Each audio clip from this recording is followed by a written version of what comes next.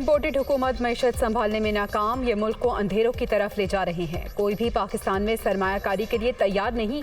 इमरान खान का फौरी और शफाफ इलेक्शन का मुतालबा।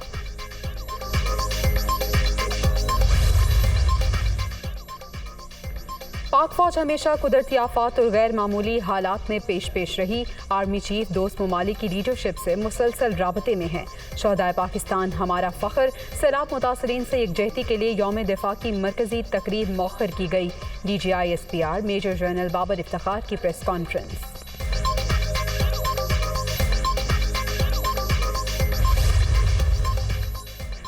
और लंदन से चोरी होने वाली गाड़ी कराची से बरामद। बरतानवी एजेंसी की इत्तला पर कस्टम्स की कार्रवाई, 2 मुलजिम गिरफ्तार।